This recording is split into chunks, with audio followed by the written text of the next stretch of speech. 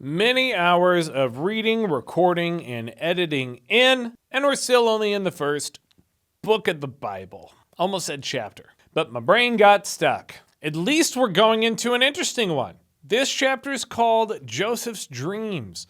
What kind of dreams do you think Joseph has? I remember learning about this as a kid. I don't remember all the specifics. Something about cows? I think this might be the fat cow, skinny cow one. There's going to be a lot of food and there's not going to be a lot of food, and that's how they taught us in Bible school to save our money. Let's find out for ourselves, shall we? Chapter 37, Joseph's Dreams, the favored son of Jacob. Worst person in the Bible so far. Jacob lived in the land where his father had stayed, the land of Canaan. This is the account of Jacob's family line. Ooh, they give him a nice little introduction here. Joseph, a young man of 17, was tending the flocks with his brothers. Oh yeah, I remember what's happening here. The sons of Bilhah, the concubine, aka prostitute, aka whore. Those are the words society uses to describe women like these. It's pretty disrespectful. And the sons of Zilpah, the other concubine, I think, his father's wives. And he brought their father a bad report about them. Oh no. Oh no, he brought their father a bad report. It's like when you have to go show your dad a report card. It wasn't good if you had a bad dad and bad grades. Now, Israel loved Joseph more than any of his other sons. Israel is also Jacob, by the way. Also his dad, he goes by two names, and we're just using them interchangeably now. Because he had borne him in his old age. So he loved Joseph more because he had him when he was old. And he made an ornate robe for him. It is interesting because I was about to comment on how it's a colorful coat, but the note on the side, there is a note in the little, let's wait until the lighting adjusts. I don't know how to get the right angle. There it is. The note right here where my thumb is, says that the meaning of this word, the word ornate in Hebrew, so it is all in Hebrew. I've been correctly saying that's the language it was all translated from. The meaning of this word in Hebrew, the meaning of the Hebrew for this word is uncertain. Also in verses 23 and 32, so that's coming up. But the word ornate, that's exactly, man, I never really noticed this, but there are like letters littered all over the verses here for the references. It's like everywhere. So yeah, he made an ornate robe for him, and the meaning of that word in Hebrew is uncertain. We've always said colorful, but I guess it could be just decorated, shiny.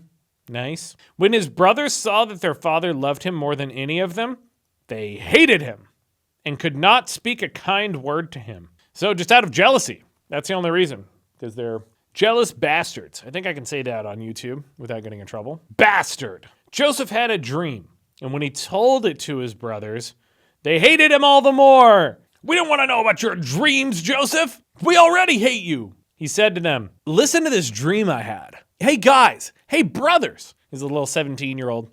Hey brothers, listen to this dream I had. We were binding sheaves of grain. I guess sheaves, I think that's when it's like a bundle, when you bundle grain together. We were binding, I'm asking, I'm not explaining. That wasn't me mansplaining. I think that's what it is. We were binding sheaves of grain out in the field when suddenly my sheaf, the singular of sheaves, my sheaf rose and stood upright, while your sheaves gathered around mine and bowed down to it. Okay, I mean, I can see why his brothers don't like him. That's an annoying story to tell. I had a dream where all of you were bowing down to me. He's like, well, no, not you guys, just our sheaves of grain. Mine was standing tall and yours were bowing. Let's all hang out. His brother said to him, do you intend to reign over us? Will you actually rule us? And they hated him all the more because of his dream and what he had said.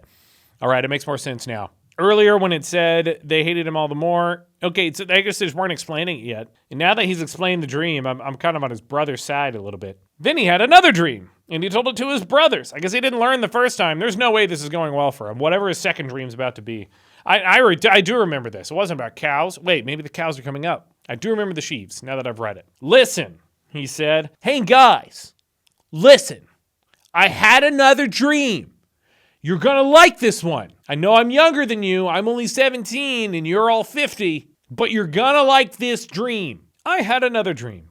In this time, the sun and the moon and 11 stars were bowing down to me. Did you guys like that one? Was that dream better? The sun and the moon were all bowing down to me. Ain't that cool? When he told his father as well as his brothers, his father rebuked him and said, "What is this dream you had? Will your mother and I and your brothers..." Oh, that's who it was. Sun and moon, like his parents. Oh, now his dad's mad.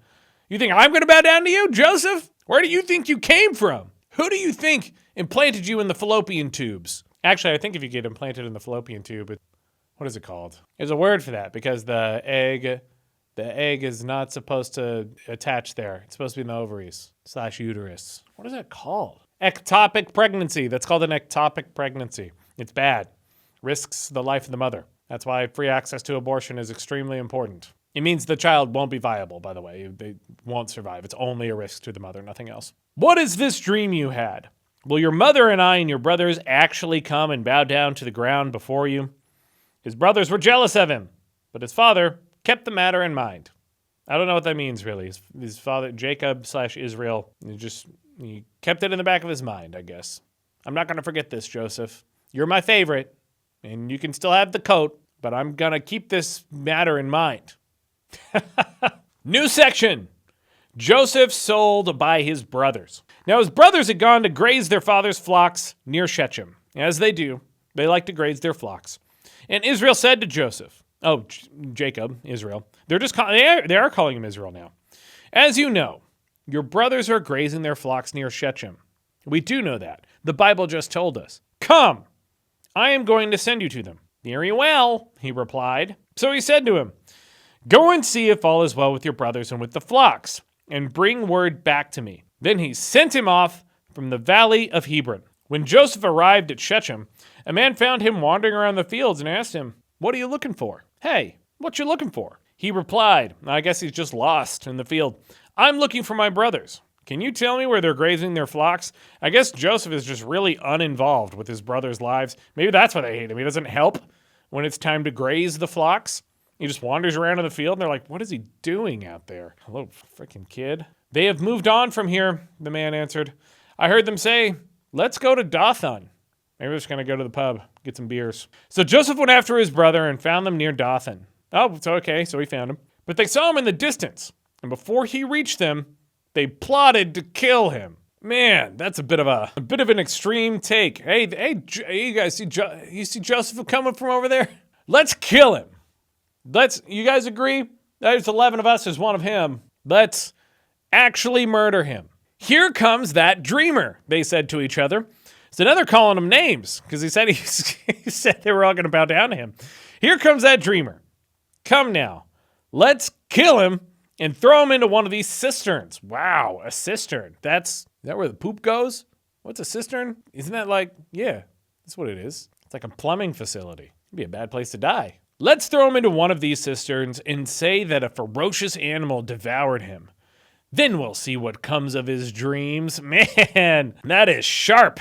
Sharp from the brothers. When Reuben heard this, good old Reuben, I hope he's not a bad guy, he tried to rescue him from their hands. He is. He doesn't want to kill him. Oh, good old Reuben. That's why they call it the Reuben sandwich, because Reubens are delicious, and Reuben's a good guy. Let's not take his life, he said. Don't shed any blood. Throw him into this cistern here in the wilderness, but don't lay a hand on him. Okay, so Reuben's making a case to not murder, to not commit fratricide. Fratricide. It's called fratricide. I said fratricide in a video a long time ago, and then I was like, that sounds wrong. And I looked it up later, and it's fratricide, like fraternity. So instead of committing fratricide, let's just put him in the cistern and not lay a hand on him. That's Reuben's plan. He goes, what if we don't kill him? Imagine that. Reuben said this to rescue him from them and take him back to his father. So when Joseph came to his brothers, they stripped him of his robe, the ornate robe he was wearing. There's like a dash, and it says the ornate robe he was wearing, dash. And they took him and threw him into the cistern. The cistern was empty. There was no water in it. That's actually a helpful detail.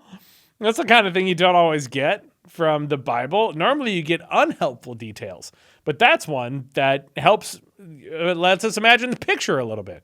And they sat down to eat their meal. So yay! They just throw him into the empty cistern, and they're like, "Oh, finally, you got rid of that guy." They looked up and saw a caravan of Ishmaelites coming from Gilead. Their camels were loaded with spices and balm and myrrh. And they were I think myrrh is one of the gifts that the wise men give Jesus later. Spoiler alert. And they were on their way to take them down to Egypt. So they just see a caravan just participating in trade. That's all they're doing. Judah said to his brothers, hey, that's a nice bit of foreshadowing. Judah betrayed his brother, and then he's one of the 12 brothers that betrayed Joseph. Am I making the connection? And then, it's Judas. Judas, that's close enough. That's fine. Judas betrays Jesus, and he's one of the 12 disciples. That's a Bible thought that I came up with, and no one ever told me. I did it right here, right now. I'm not even reading this page. It's over here. Judah said to his brothers, what will we gain if we kill our brother and cover up his blood? It's a fair question. Come. I love how they're always like, come. And they say that in the beginning right before giving a suggestion. I'm going to start saying that in real life. I'm going to lift that from the Bible. Come. Let us go drink Pilsners. Come. Let us sell him to the Ishmaelites and not lay our hands on him. No, not lay our hands on him. After all, he is our brother, our own flesh and blood. His brothers agreed. That's all it says. His brothers agreed. They were like, okay. All right. We won't kill our brother Joseph. So when the Midianite merchants came by, his brothers pulled Joseph up out of the cistern and sold him for 20 shekels of silver to the Ishmaelites, who took him to Egypt. We still don't know how much a shekel is, because I haven't released the videos yet, still. And no one has told me, because I requested it in an earlier video. So it's possible that I actually have read this by the time you're seeing this video, because I asked about it in a previous video, and I don't know if anyone ever answered me. If it didn't happen, then comment here. How much is a shekel? They sold them for 20 of them, which that seems like a lot. Before, how many shekels were they throwing around back in the day? Is there inflation at this point? They don't have central banks. When Reuben returned to the cistern, I see. When Reuben returned to the cistern and saw that Joseph was not there, he tore his clothes. He's upset. He actually didn't want to kill. He did it to save his life. I guess he was going to wait until everybody left, and then he was going to come back and get him. And be like, hey, sorry, bro. It was just a prank. We just wanted to mess with you a little. Just a prank, bro. Literally, it's his bro. And he's like, here, come on. Get out of the cistern. Get out of that empty cistern. You're not even poopy. You're perfectly fine. Here's your coat back. And don't come to us with any more dreams about us bowing down to you at your will. Stop being a... I'm done with that joke. He went back to his brothers and said, the boy isn't there. Where can I turn now? What does it mean when he says, where can I turn now? Is it like, what do I do? Where can I turn to find him? I don't know what that means. Then they got Joseph's robe, slaughtered a goat, and dipped the robe in blood. It sounds like a ritual. They took the ornate robe back to the father and said, we found this. Examine it to see whether it is your son's robe. Man, so they know they did a bad thing. And now they're just trying to get out of it with a lie. It was sneaky, a little crafty. Not a good thing to do. He recognized it and said, it is my son's robe. That's sad. Also Jacob's, I wouldn't wish this on anyone, but Jacob is a terrible person. It's too much to make someone think their son is dead. Some ferocious animal has devoured him. Joseph has surely been torn to pieces. Yee. That's morbid. I wouldn't like that. Yeah, it's still sad. That's still sad. Doesn't matter if you're a dirtbag father. Not a good thing to go through. Then Jacob tore his clothes, put on sackcloth, and mourned his son for many days. Man, that sucks. He's sad. He's a sad boy. Sad dad. But there is some comfort in knowing that eventually first of all, Joseph's actually alive, so there's that.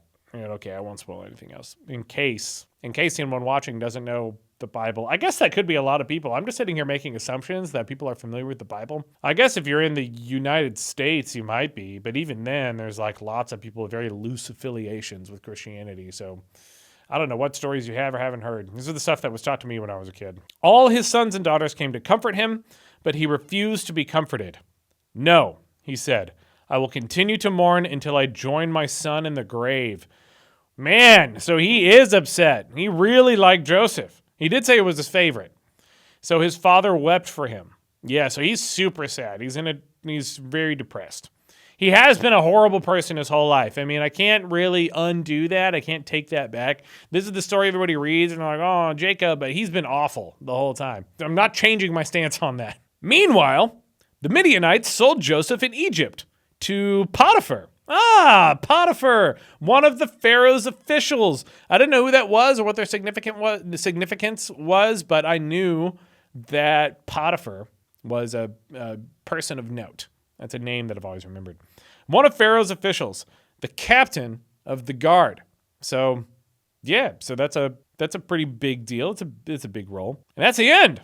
That's the end of chapter 37. That was a dramatic one. A lot happened in that chapter. I've said that a few times. We're still in the kind of the rich early books of the Bible where this is fun still. Hopefully it doesn't become just a chore and a burden if enough time passes.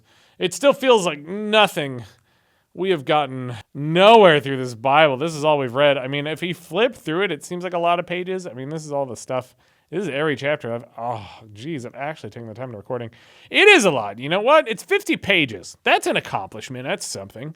It's just the Bible is so big. Oh man. Even right here. This is up to page 1400 and there's still pages left. How many pages are in the Bible? Oh my God. Oh no. Where does it end? Let's look at the end. I haven't done this yet. Revelation. Oh, the beasts out of the sea. That's a cool sounding title. Revelation is 1,700 pages into the Bible. So what's the math? We're on page 50. It's 54, but let's just say 50 for the sake of easy math. So that's 1/20 of 1,000. This is how I do math. And then 700. So we're like if I'm doing the math right, we are 1/34th finished reading the Bible in terms of pages, not in terms of chapters. I don't know what the average chapter page is, but oh boy. In terms of pages, we're 130. Every single video and every single chapter up into this point is 1/34th of this whole book. Man, I'm a man of commitment. We've got to get this. We got to get this done. These are some cool chapters, though. I think a lot of Joseph's story is like pretty fun and pretty cool. But 1/34th, I want to be able to complete this just for the sake of this. Is why I'm also playing. Okay, don't judge me for this. I'm also playing Pokemon Go, and I've been playing it for like 3 years at this point. I stopped. A lot of people are like, oh, that's still a thing, and that's a fair statement to make.